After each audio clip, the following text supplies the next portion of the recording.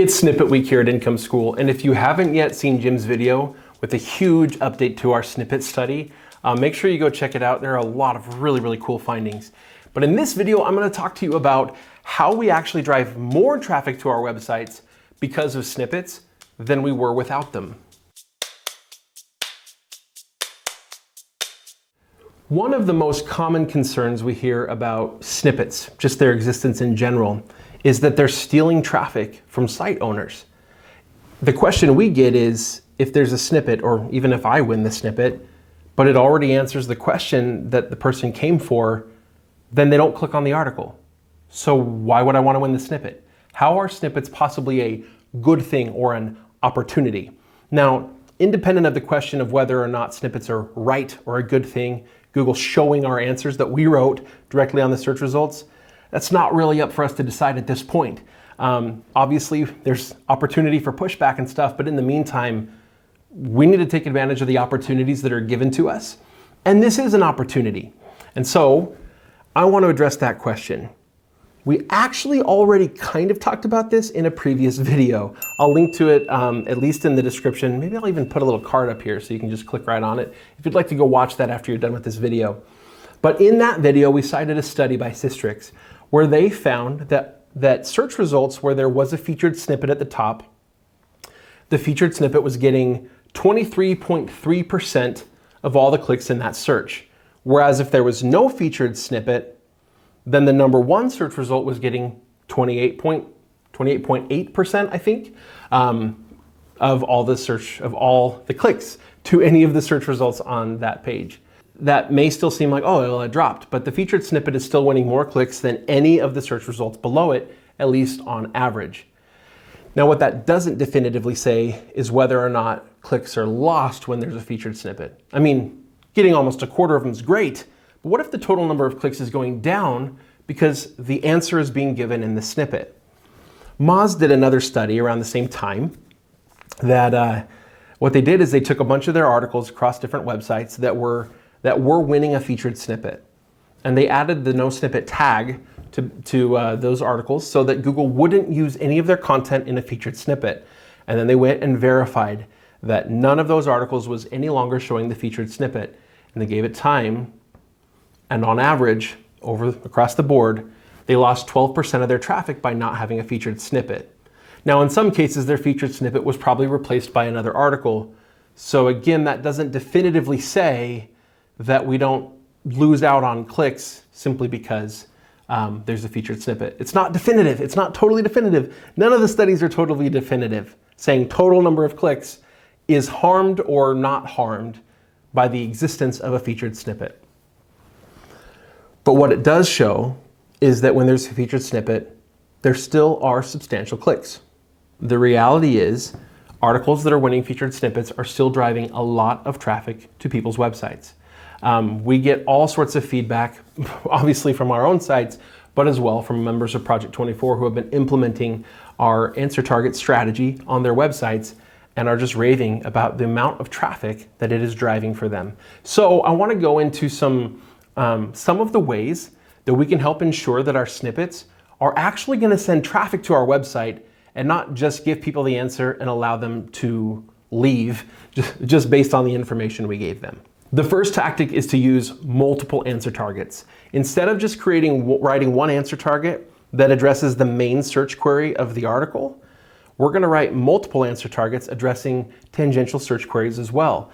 Every subheading in our article could have an answer target that allows that one section of the article to rank number one for searches that go way beyond what just that one search can do. So imagine mathematically if, okay, fine, we do lose a little bit of traffic because some people with that primary search, that primary question, don't click anymore. But we also gain loads of traffic because we're ranking for so many more things than we ever did before because we have a really good answer target strategy. The second tactic, though, is to write your answer targets in such a way that generate a lot of interest in the content and make it clear to the reader that there's more information that's really relevant and actually important for their search. To actually get the answer that they want, they maybe need more than 3 sentences. Here's an example of how you could go about doing that. Let's say you have a search query. What's the difference between an inboard and an outboard motor in a boat? You could write something like this. The difference between inboard and outboard motors in boats is the placement of the motor. Inboard motors go on the inside of the boat, usually low in the hull. Outboard motors go on the outside of the boat, usually at the back, stern. That is very clear. That is very encyclopedic. That could potentially win the snippet for this particular search. But that answer feels pretty complete to me. If I don't know more about it, which is why I'm searching it, that might feel like, oh, that's the whole answer. Maybe it's the same kind of motor, they just placed in different places on the boat.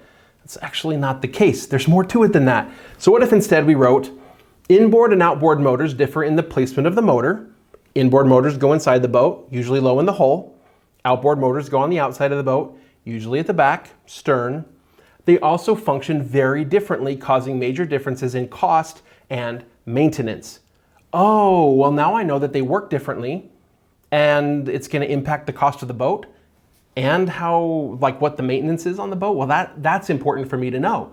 If I'm doing research on buying a boat and trying to decide which kind I want, I need to know the answer to that, and I'm far more likely to click. So the next approach that we can take is to write headlines for your articles that also indicate that there's a lot more relevant information that the reader would be interested in. Let me give you an example.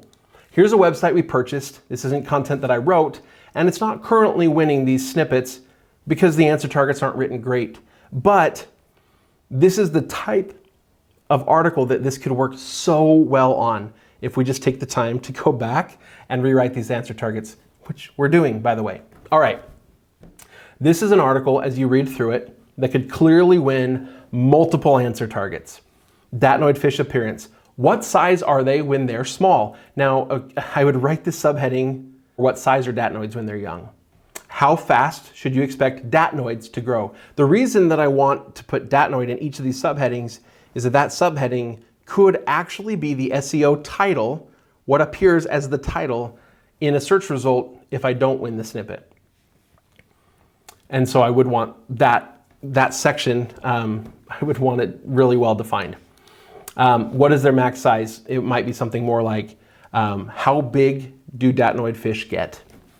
And then I would write these paragraphs to just be a really good answer target. Now you say, the whole answer to the question is literally one short paragraph. That's an answer target. Why would anybody click on the article?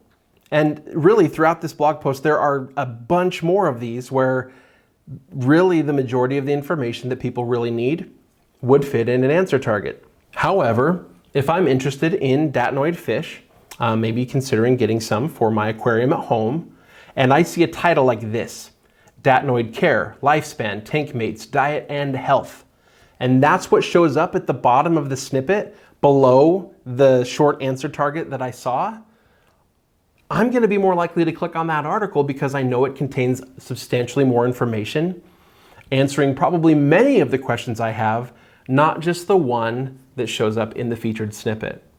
So you got that? We're writing the snippet in a way that shows there's more information in the article, but also we're going to write our headlines in such a way that it's clear that the article contains a ton more relevant information. The next tip is just don't write a blog post, an entire blog post, all targeted to only one search query that could reasonably be answered in 300 characters. If that's what you're doing, chances are you're filling it mostly with fluff. We need to pack awesome information into our blog posts to make it worth reading. If you create content that's absolutely worth reading, chances are, whether you purposely do it or not, your article is going to rank for multiple variants of the primary search term, as well as potentially many other search terms as well, and you're still going to get a ton of traffic to your website. Using answer targets, though, allows our sites to quickly rank far more quickly than they will organically on a brand new website, as well as totally jump the line. The Systrix study that I mentioned earlier shows that by the time you get to about the 10th ranked article on any search engine result page, they only get about 2.5% of the clicks. It's such a low number. If you are not on the first page of Google, the number of clicks that you're going to get to your articles is going to be very, very, very low.